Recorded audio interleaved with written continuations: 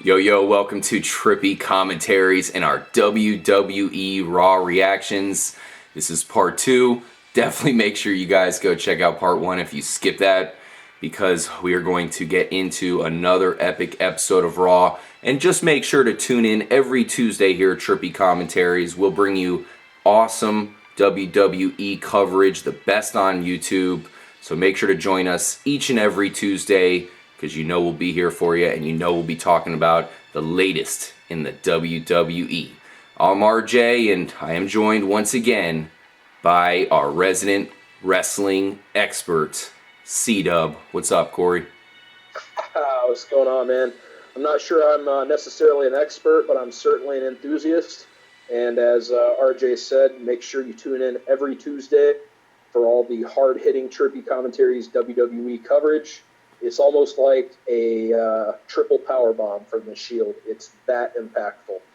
Well said, Corey, well said. Last time we left off with a huge matchup between Bray Wyatt and Sheamus. I predicted that Sheamus would come out the victor in this upcoming ladder match, but that is before I knew that Bray Wyatt was going to be in it, along with some other guys who joined up that we saw in tonight's Raw. But this was a pretty good match. Corey, what'd you think about it? I thought it was a great match. This whole first hour of Raw, man, I mean, it was all just really, really well booked. It all flowed seamlessly together. To me, it was almost kind of like they front-loaded the show, which is a good thing with it being a 3-hour format. And it's always good whenever they've got so many young guys out here that the crowd is interested in, that have been booked well, like Bray Wyatt and Sheamus, that they can get into. But, like I said, this was a great match. Of course, Harper and Rowan were at ringside. We saw the Usos come out to even up the score about halfway through the match on Sheamus's behalf. It was back and forth action. The crowd was into it again. We ended up seeing, just as we thought, Sheamus might get the momentum and go for the brogue kick for the victory. We saw Harper and Rowan interfere, grab Sheamus while he was in the corner, of course giving him the win by disqualification. At that point, it pretty much broke down into a big brawl. Of course, there was the ladder at ringside that Bray Wyatt was doing his little interview, his promo under. And, of course, that came into play. We saw a little brawl with the ladders. The Wyatt family was knocked to the outside, and we saw a pretty cool move. Sheamus grabbed the ladder and leaned it up against the top rope and then held it by sitting down underneath it. And we saw both Usos vault off of that, use it like a ramp to hit the Uso crazy big dive onto the Wyatts. It was pretty cool. That's one of those moves that if they would have screwed up, the whole crowd would have just made them eat shit. They hit it perfectly, and it was a good close to that segment. It's definitely got me excited for the tag team title match at the pay-per-view. Yeah, that was a truly impressive move, man. Good point, Corey. That is definitely an easy move to mess up. I've definitely walked on some ladders in my time, and it's pretty easy to miss one of those steps, and these guys are running at full speed. Not just one of them, but there's two of these guys. They pulled it off pretty flawlessly, and it was kind of a cool move to see. The Usos have a huge matchup coming up with the Wyatt followers, and unfortunately, I see them losing the belt there, but we'll get into that at a later time. The next event we saw here, Corey, your boy Rusev, he came out introduced with, of course, the lovely Lana there, a new Mount Rushmore. What'd you think of that? That was pretty hilarious. Rusev come out with Lana and, of course, the easy anti-USA Russian, promotion, the whole Vladimir Putin tie-in. Of course, it's easy heat. It's, as I said in previous Raw reviews and, other reactions to Rusev matches, it's an easy, ancient formula. You take something topical, someone that the United States is feuding with for political reasons or whatever, is in war with, and you put a character on TV. That's been a classic Vince McMahon maneuver, even Vince McMahon Sr. going back to his father. But we saw Rusev, of course, come out and just absolutely destroy Heath Slater. And I got to take one moment to say the fact that Heath Slater was not fired last week, along with his cohorts Jinder Mahal and Drew McIntyre from the 3MB, that alone is a win in itself for him. If it were me, I would have fired Slater and Mahal and kept McIntyre. Of course, we saw Rusev just absolutely demolish Heath Slater.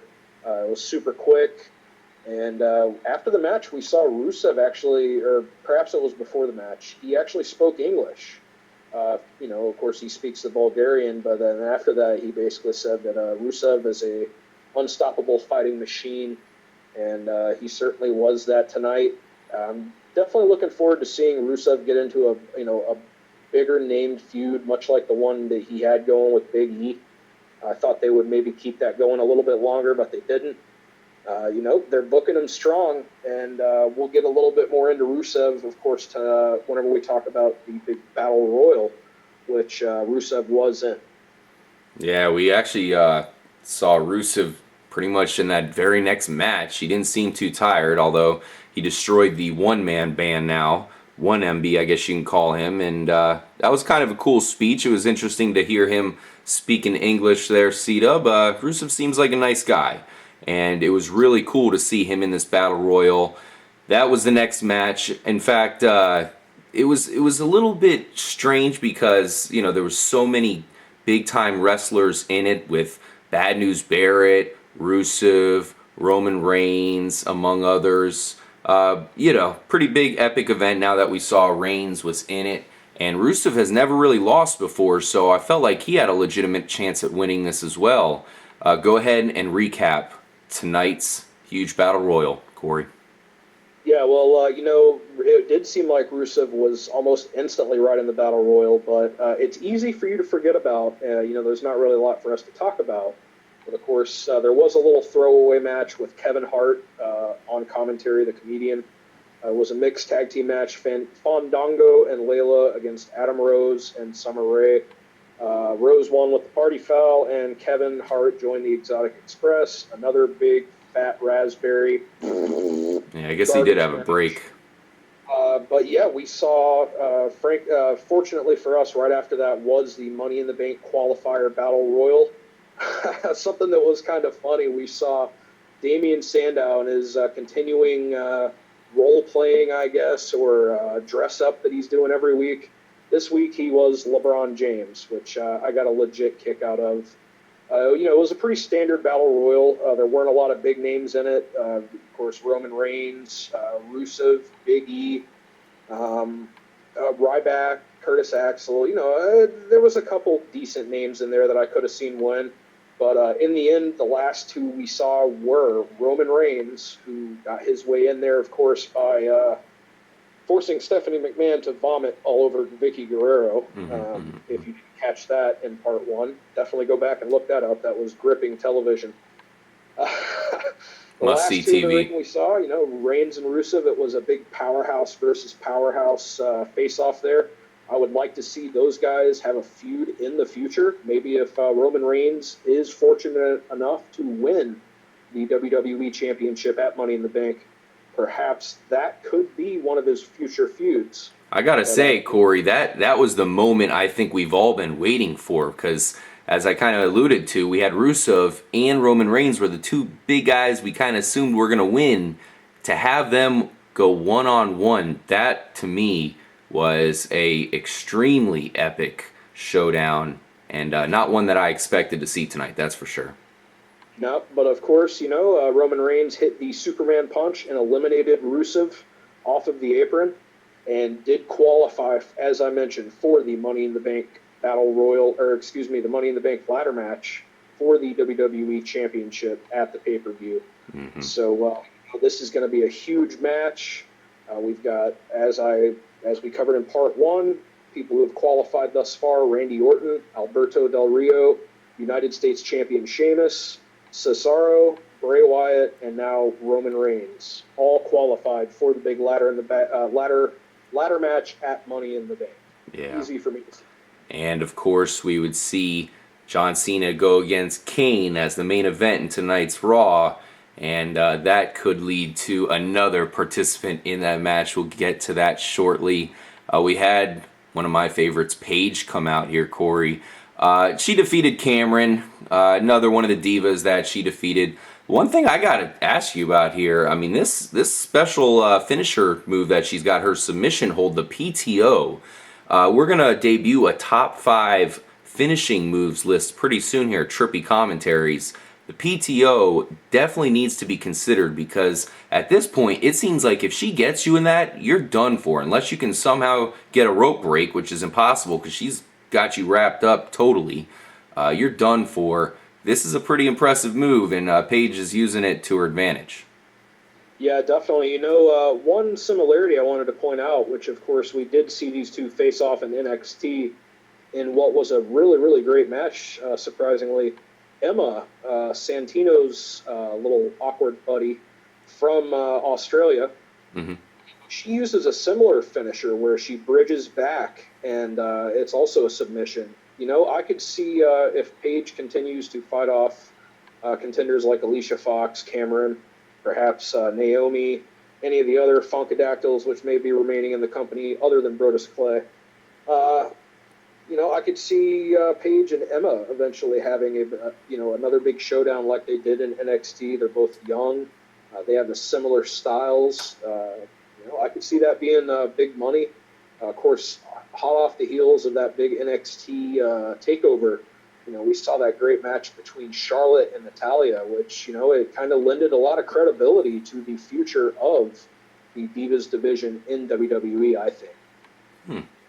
I hope so. I still wish they would get Paige a little bit more involved. Would like to see her in a storyline other than her just holding the championship. But once again, she gets the victory. She holds on to the belt, and I'm sure we'll probably see her getting challenged by someone at Money in the Bank. But we still have to see who it is. Perhaps it's Cameron or someone else. Who cares? We finally found out who Goldust's partner was, Corey.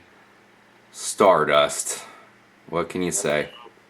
Well, Stardust was an early nickname of the father of Goldust and Cody Rhodes, Dusty Rhodes, the legendary American Dream Dusty Rhodes, if you will. But tonight, we saw Goldust team up with Stardust, who is apparently Cody Rhodes, against Ryback again, and they managed to win. Cody got the win with an interesting finishing maneuver. It's, I believe, Simon Diamond back in the day in ECW used to use it, the Diamond Dust.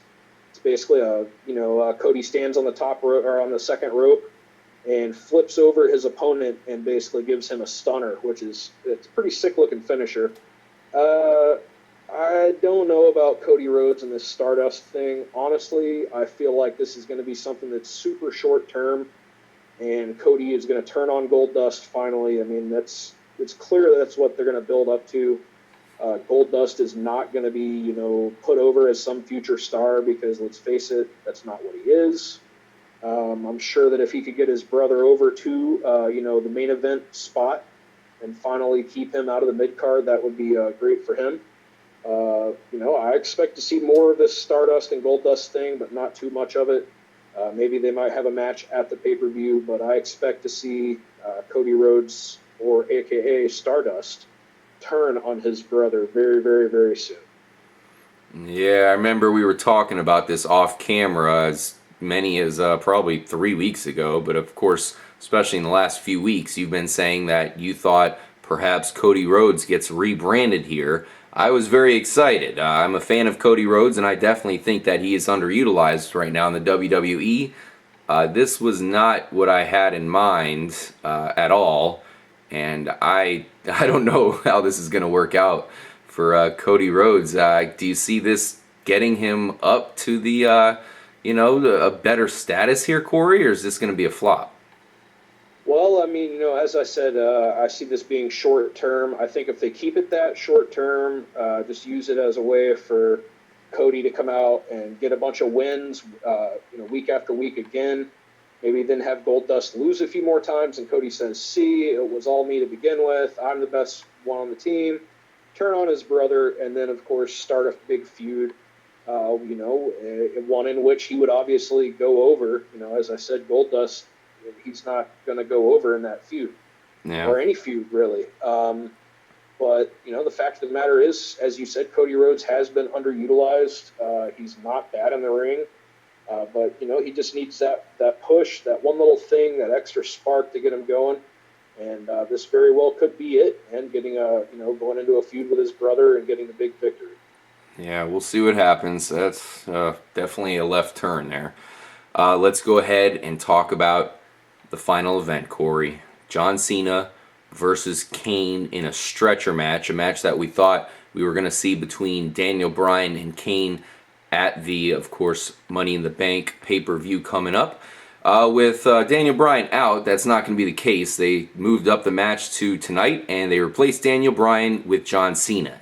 If John Cena could defeat Kane, he would be another participant in the championship ladder match. This was a pretty interesting match. It was back and forth.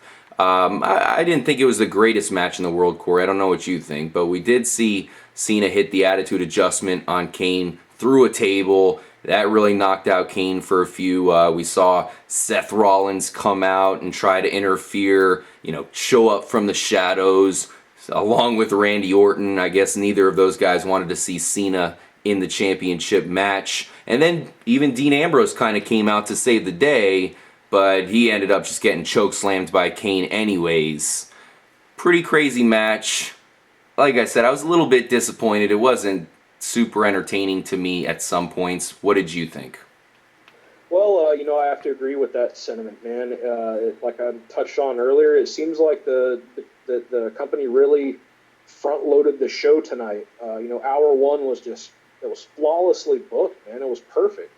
And then hour two had a couple segments that kind of dragged on, But, hour three, it seemed to, rather than picking up steam, it did momentarily for that big battle royal, it seemed like. But it seemed like for this main event, the slow, methodical style, of course, of Kane.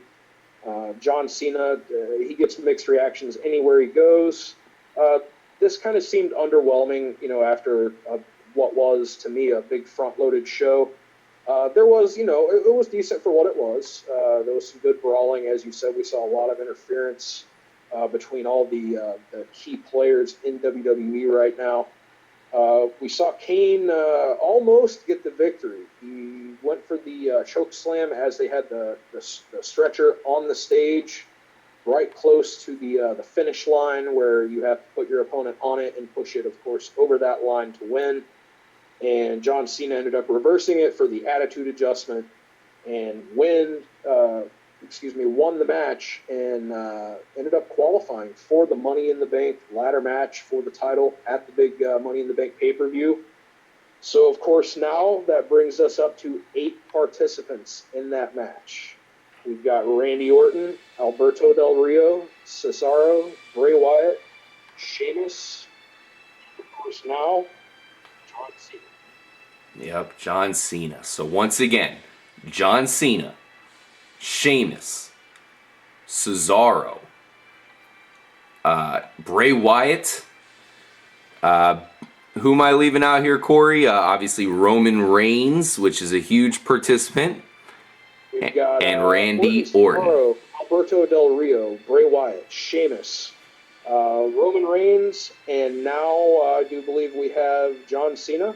Yes. Is that all of them? I'm pretty sure we covered them all, didn't we? Yeah, I don't know if you said Randy Orton. It's acceptable to forget him anyways. But this is crazy, Corey. We definitely have to talk about this. This is going to be pretty hard to predict. My initial prediction was Sheamus. I know yours was Cesaro. Now it's just craziness. Roman Reigns could get the championship here. Bray Wyatt could get the championship here. Or it could go back to this guy right here, John Cena, and he could just add to his legend. I don't think you would be a fan of that. I certainly am rooting for Sheamus to win this thing. I think it might be too early for Bray Wyatt and Roman Reigns. Thank you guys for joining us for another installment of WWE RAW Reactions. Make sure to stay tuned every Tuesday for our coverage. Peace out. C-Dub, I know you're there in Cleveland. Take it out for us. And hopefully next Monday can be just as epic as these past Raws have been. Oh, Yeah, man. Hopefully so. I'm going to enjoy my time in Cleveland and the Rock and Roll Hall of Fame. We want to make sure to thank all of our viewers for making last week's Raw reactions our highest viewed Raw reactions to date. Thanks a lot, guys, for viewing. Make sure, as RJ said, you subscribe, share, and tune in every Tuesday for more hard-hitting WWE coverage. As always, stay tuned and stay trippy. Adios.